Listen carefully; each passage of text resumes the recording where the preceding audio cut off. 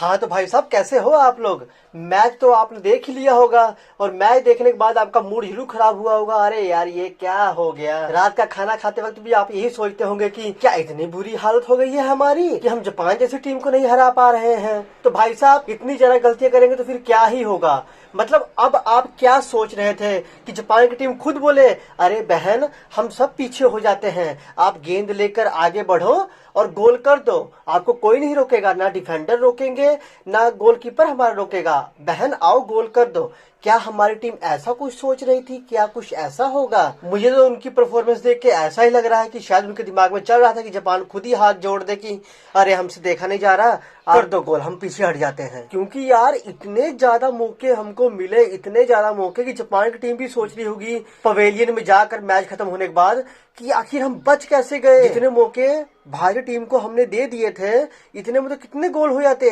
Japan की team के दिमाग में यही चल रहा होगा सोते वक्त भी, ये तो करिश्मा हो गया, हमने इतना बचाव कर लिया, हमने एक ही गोल को डिफेंड कर लिया पूरे मैच में। और हमारी टीम ये सोच रही होगी काश जापान के एक दो खिलाड़ी अगर बाहर हो गए होते, उनको कार्ड मिल गया होता तब हम गोल करते। पर एक मैच में हम बैड लक बोल सकते हैं, कितने मैचों में भाई साहब बैड लक बोलोगे? क्या अमेरिका के खिलाफ भी बैड लक था? बताओ, जर्मनी के खिलाफ भी क्या हमारा बैड लक था क्या? वहां तो हमने खुद अपने मैच पकड़ा दिए विपक्षी टीमों को कि हाँ लो। तो परफॉर्मेंस हमारी खराब थी ये मानना पड़ेगा। कई सारी गलतियां यहाँ पर बता दूंगा। पहले क्वार्टर में जापान और हमारी टीम के बीच में बराबरी की टक्कर रही। जापान को लगातार 2 पेनल्टी कॉर्नर मिले, एक में वो कुछ ना कर पाई, दूसरे में उन्होंने गोल कर ही दिया। उसके बाद हमारी भारी टीम ने थोड़ी अपनी पकड़ बनाई, दूसरे क्वार्टर में थोड़ा और तेज, तीसरे क्वार्टर में और तेज और चौथे क्वार्टर में एकदम फुल अटैक में हमारी टीम दिखी। एक तो सलीमा टेटे को आपने अटैकिंग डिपार्टमेंट से निकाल कर डिफेंड के डिपार्टमेंट में डाल दिया। क्यों? वो तो भाई साहब इतना तेज भागती है, इतना अच्छा उनका परफॉर्मेंस रहता है,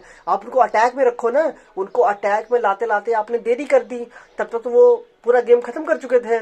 और उनके अटैक में आने के बाद भी हमको कई सारे मौके मिले थे। भारतीय टीम ने क्वार्टर बाय क्वार्टर अपनी परफॉर्मेंस में तेजी लाई। जब देख लिया कि वक्त हाथ से निकल रहा है, उम्मीदें छूट रही हैं, तब जाके उन्होंने कई सारे अटैक मिनटों मिनट किए। आखिरी क्वार्टर में तो हमको इतने पेनल्टी कॉर्नर मिल गए थे कि अंपायर भी सोच रहा होगा कि यार ये क्या हो रहा है। और वीडियो रेफलर तो इतनी बार हो गया था कि वो भी अंदर बैठी बैठी सोच रही होगी कि लगता मेरा दिन खराब है, आज मैं यहाँ पर बैठी हूँ तो आज बार बार मुझे काम करना पड़ रहा है। और वीडियो अंपायर भी यही बोल रही होगी। पर रिजल्ट का निकला, रिजल्ट फिर भी वो छोटी छोटी प्यारी प्यारी आंखों वाली जापानियों को मिल गया, हमको कुछ नहीं मिला। हमको मिला तो बस वही नाकामयाबी जो कि इस पूरे टूर्नामेंट में मिल रही थी। पहले मैच से लेकर अभी तक कुछ नया नहीं था वो हमारे लिए। पेनल्टी कॉर्नर हमको लगभग 9, 10, 11 पेनल्टी कॉर्नर तो हमको मिले ही हैं। 11 नहीं मिले, 10 नहीं मिले, 9 तो मिले ही हैं भाई साहब। इतने ज्यादा पेनल्टी कॉर्नर मिलने के बाद भी अगर हम कुछ ना कर पाए तो क्या है। अगर मैं बोलूँ अब ड्रैग फ्लिकिंग इतनी ज्यादा कमजोर थी दीपिका ऑन फील्ड, उनको आप देखो तो वो अच्छा परफॉर्मेंस दे रही थी। उन्होंने कई सारे अच्छे मौके बनाए फील्ड गोल के लिए, पर उतना ही बुरा ड्रैग फ्लिकिंग में उनकी हालत थी। कई ड्रैग फ्लिकिंग करते वक्त उनकी स्टिक और गेंद का मैच ही नहीं हो पा रहा था। वो शॉट खेल रही थी, वो इतना स्लो जा रहा था कि क्या ही बोलूं मैं। वो गेंद ऐसे स्लो मोशन में जा रहा था विपक्षी टीम के गोलकीपर के पास, उतने में तो उनको रिएक्शन करने का टाइम मिल रहा था जापानी खिलाड़ियों को। तो क्या होगा, कहाँ से हमको गोल मिलेगा? और जिसमें स्पीड मिल रही थी, जो ड्रैग फ्लिक एकदम तेजी से बुलेट की स्पीड में जा रहा था, वो कभी इस नुक्कर से, कभी उस नुक्कर से, कभी ऊपर से, बस नेट के आसपास से निकल जा रहा था। गोल पोस्ट में तो वो जा ही नहीं रहा था। कुछ खिलाड़ी जिन्होंने बहुत अच्छी परफॉर्मेंस दी है, जो पूरे दिखे हैं, सलीमा टेटे हो गया, ला रेमसियामी हो गया, संगीता, नवनीत, नेहा, उनका भी पूरा योगदान देखने को मिला फील्ड में। वो दिख रही थी कि हाँ मौके बन रहे हैं। स्पेशली मैं ला रेमसियामी का नाम तो जरूर लूंगा। ला रेमसियामी को अगर आप हर मैच में देख लो, वो बंदी इतनी ज्यादा फुर्तीली है ना, वो गेंद लेकर निकल पड़ती है। पर एक बुरी किस्मत ही है उस खिलाड़ी की कि इतना ज्यादा प्रयत्न करने के बाद, इतना ज्यादा अटेम्प्ट करने के बाद भी जब फिनिशिंग की बारी आती है तो आसपास उनको कोई खिलाड़ी नहीं मिलता। जापान के खिलाफ भी यही कमजोरी देखने को मिली। हमने इतने ज्यादा मौके बनाए पर डिफ्लेक्शन के नाम पर क्या था, 0। कोई डिफ्लेक्शन नहीं मिल रही थी, या तो वहां पर खिलाड़ी नहीं पहुंच पा रहा था। क्यों नहीं पहुंच पा रहा? और यही अगर आप जापान के हर एक अटैक को देख लो, फ्रेम बाय फ्रेम देख लो, जापान का खिलाड़ी जब गोल पोस्ट की तरफ बढ़ रहा, भारत के सर्कल में एंट्री कर रहा था, तो आप भारतीय गोलकीपर सविता पुनिया या बिच्चू देवी जो भी रहा होगा, उनके पीछे आप देखोगे तो एक जापानी खिलाड़ी हमेशा मौजूद रहता था गेंद के वहां पहुंचने से पहले। क्यों? क्योंकि उनको पता था कि हमारा खिलाड़ी यहाँ से एंगल बनाएगा मुझे गेंद थमाएगा, मैं डिफ्लेक्शन दूंगी और गोल हो जाएगा। हालांकि इसकी नौबत नहीं आई, पर खिलाड़ी वहां पर मौजूद होता था। और यही आप हमारे फ्रेम बाय फ्रेम चेक कर लो, खिलाड़ी लेट पहुंचता था। एक आधा मौका हुआ होगा कि हमारा खिलाड़ी वहां पर पहले से मौजूद पहुंच गया कि हाँ हम हैं, आप बेफिक्र होकर आगे बढ़ो गेंद लेकर। पर ऐसा हुआ नहीं, और ऐसा कई मैचों में हो रहा है। पेनल्टी कॉर्नर पर गोल अर्जित करना, फिनिशिंग जो हमको चाहिए वो नहीं मिल पाती है, डिफ्लेक्शन देने के लिए कोई होता नहीं है आगे। गेंद लेकर आगे बढ़ रहे हैं तो पास किसको दे, सर्कल में एंट्री पाने से पहले पासिंग भी तो जरूरी है।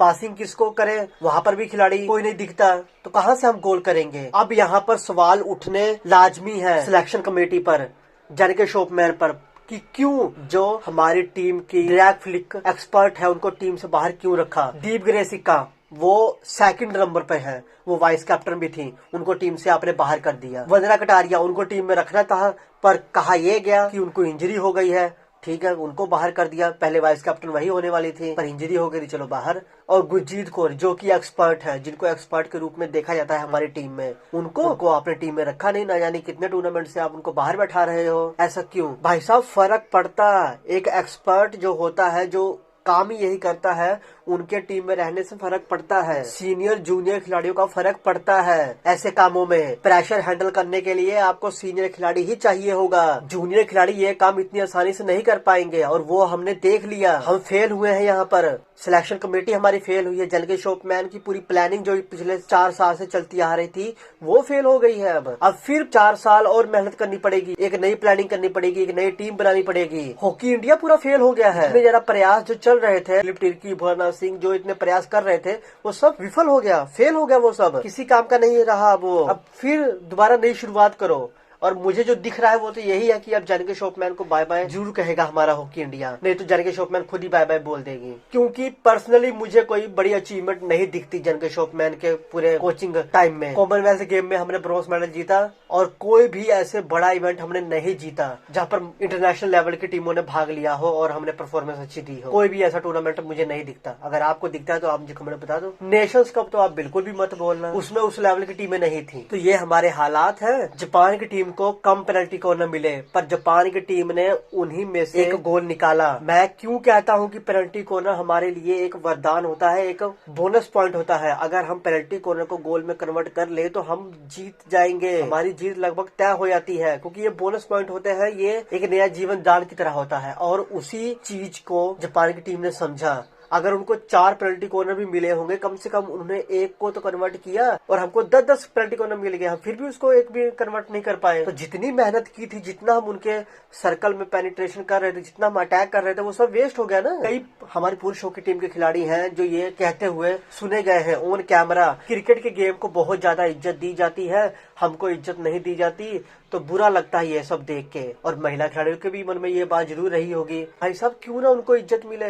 भले ही हम 10 सालों से कोई आईसीसी इवेंट नहीं जीते, पर आप ये देखो ना कि वो फाइनल में तो जा रहे हैं, सेमीफाइनल तक जा रहे हैं और पूरा फाइट कर रहे हैं। और आप सन 2000 से ले लो, चलो सन 2000 को छोड़ो, आप 1990 से लेके अब 2024 तक देख लो, कितना ही बड़ा इवेंट आपने जीता है, ना पुरुष वर्ग में ना महिला वर्ग में। नील बट्टे सन्नाटा। किसी वर्ल्ड कप में आप टॉप 8 में भी पहुंचने में विफल रहते हो।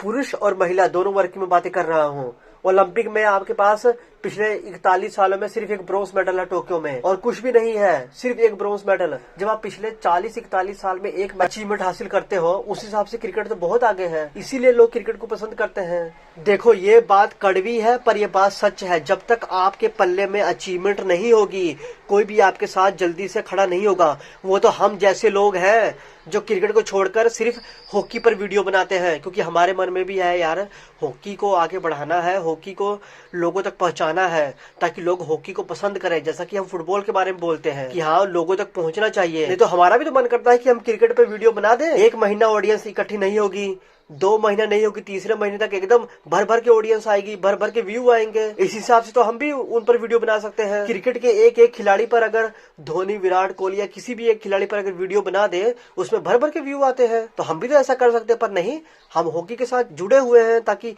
हॉकी को लोग पहचाने, जाने। पुराने खिलाड़ियों ने जो अचीवमेंट हासिल की है, कम से कम उसके खातिर ही लोग हॉकी से प्यार करें।